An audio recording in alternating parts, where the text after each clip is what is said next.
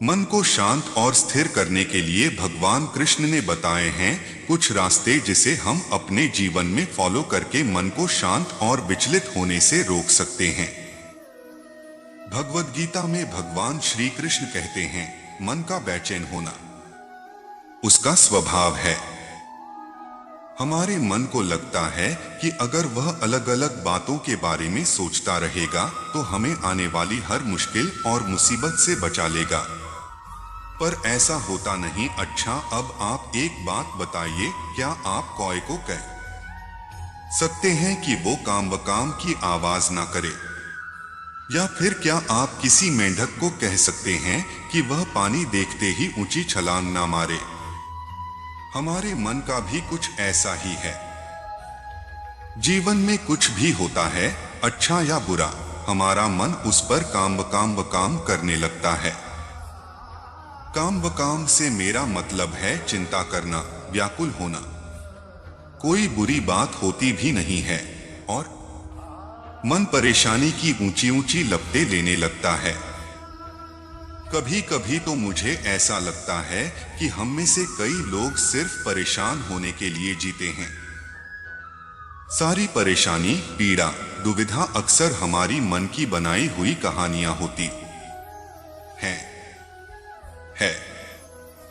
हम अपने जीवन का काफी अधिक समय सोच विचार करके परेशान होने में निकाल देते हैं। भगवान श्री कृष्ण कहते हैं कि मन का यह स्वभाव बदलना मुश्किल जरूर है, असंभव नहीं। भगवान श्री कृष्ण हमें हमारे मन को शांत और स्थिर करने के लिए दो उपाय देते हैं। पहला, ध्यान लगाना या मेडिटेट करना। दूसरा, वैराग्य भाव सीखना। अब ध्यान या मेडिटेशन शब्द सुनते ही आप में से कई लोग कहेंगे कि आप आंख बंद कर सांसें अंदर बाहर नहीं ले सकते। यहां हम सब गलती कर बैठते हैं। मेडिटेशन या ध्यान का मतलब सिर्फ आंख बंद कर बैठना नहीं होता। मेडिटेशन का मतलब होता है अपना पूरा ध्यान किसी चीज पर लगाना और उसे हटने नहीं देना। अगर आप रोटी बना रहे हैं तो सिर्फ उस बात पर ध्यान दीजिए। अगर आप पिक्चर देख रहे हैं तो अपना पूरा ध्यान पिक्चर पर लगाएं। यह मत सोचिए कि पिक्चर देखकर आप अपना कितना वक्त बर्बाद कर रहे हैं। जब आप जीवन के हर छोटे बड़े काम को पूरे ध्यान से करते हैं तो आपका जीवन ही एक मेडिटेशन बन जाता है। ऐसे जीवन में शांति, स्थिरता, साहस और सफलता का होना अनिवार्य है। वैराग्य भाव दूसरा उपाय। वैराग्य का अर्थ यह नहीं कि आप सब कुछ छोड़कर जंगल में जाकर बैठ जाएं। वैराग्य का सच्चा अर्थ है कि आप जो काम कर रहे हैं उसका क्या नतीजा या रिजल्ट निकलेगा उसकी चिंता ना करें। जैसे अगर आपने कोई इंटरव्यू दिया, आप यह कर सकते हैं कि पूरे मन से तैयारी करें और अपना बेस्ट देकर आ जाएं। वह नौकरी मिलना या ना मिलना आपके हाथ में नहीं है। इस नतीजे के पीछे अलग अलग चीजें हैं जो आपके बिल्कुल कंट्रोल में नहीं। तो जिस चीज के बारे में आप कुछ कर नहीं सकते उसके बारे में चिंता भी ना करें। यही वैराग्य का सच्चा मतलब होता है। और यही है भगवान श्री कृष्ण का दूसरा उपाय मन को चिंता की लपटों से बचाने का। याद रखिए, आप पूरे के पूरे इंसान हैं। समझदारी, संयम और कुशलता से भरे इंसान। आपका मन जब भी कौए की तरह अलग अलग बातों पर आपको परेशान करने लगे तब अपने मन को भी प्यार से समझाइए और शांत कर लीजिए।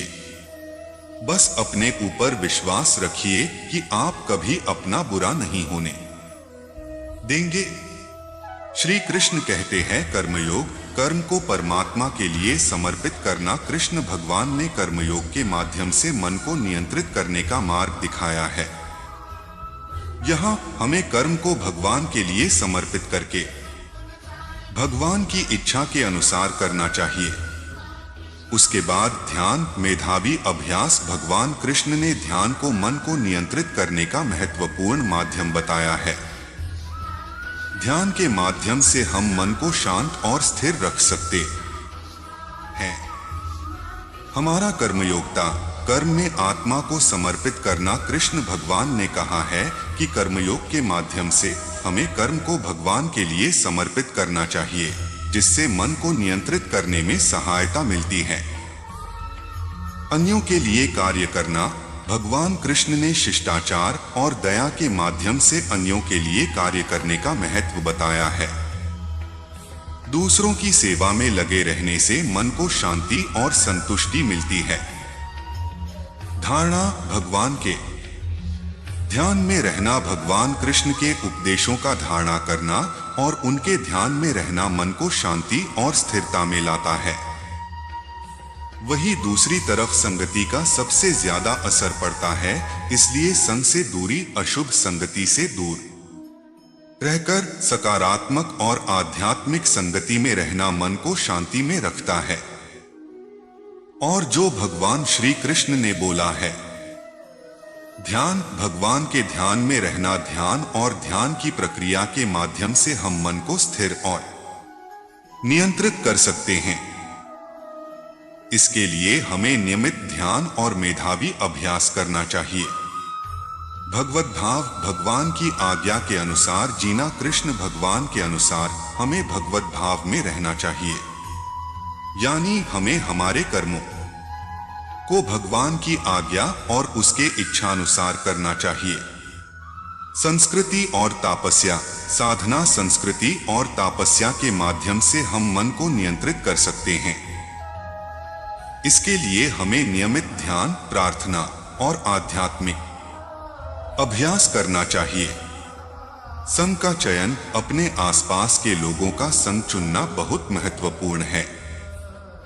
सकारात्मक और आध्यात्मिक व्यक्तियों के साथ समय बिताने से मन को शांति और स्थिरता मिलती है। स्वाध्याय, स्वयं की आत्मा की अध्ययन। स्वाध्याय के माध्यम से हम अपनी आत्मा को समझ सकते हैं और अपने मन को नियंत्रित करने के लिए संज्ञान में ला सकते हैं। आहार और व्यायाम की देखभाल। स्वस्थ आहार और नियमित व्यायाम से मन और शरीर का संबंध सुधारता है। इससे मन में स्थिरता और शांति बनी रहती है। प्राणायाम और ध्यान। प्राणायाम और ध्यान के अभ्यास से मन को शांति और स्थिरता मिलती है। योगासन और प्राणायाम ध्यान की प्रक्रिया में मदद कर सकते हैं। गुरु का मार्गदर्शन। एक आदर्श गुरु के मार्गदर्शन में रहना मन को नियंत्रित करने के लिए उत्तम रहता है। गुरु के संवाद से हम अपने विचारों को शुद्ध करते हैं और ध्यान में लगे रहते हैं। करुणा और दया का अभ्यास। अन्यों के प्रति करुणा और दया का अभ्यास करने से हमारे मन में शांति और समाधान आता है। दया और करुणा से हमें अपने अंदर की नकारात्मक भावनाओं को भी सामना करने की क्षमता मिलती है। जो कुछ हुआ वह अच्छे के लिए हुआ। जो वर्तमान में हो रहा है वह भी अच्छे के लिए हो रहा है। जो होगा वह भी अच्छे के लिए ही होगा। आपको पिछले का पछतावा नहीं करना चाहिए।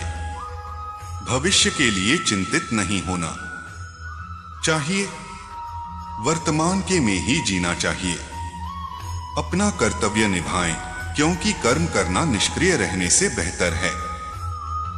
आत्मा न तो जन्मती है न मरती है, न जन्म के बाद ही उसका अस्तित्व होता है और न उसका नाश होता है। आत्मा जन्मरहित, शाश्वत, अमर और अव्यव है।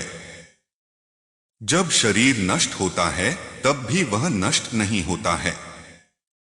भगवद गीता योग आत्मा की यात्रा है। स्वयं के माध्यम से स्वयं को स्वयं में अपने कार्य पर ध्यान दें, परंतु उसके परिणाम पर कभी ध्यान न दें।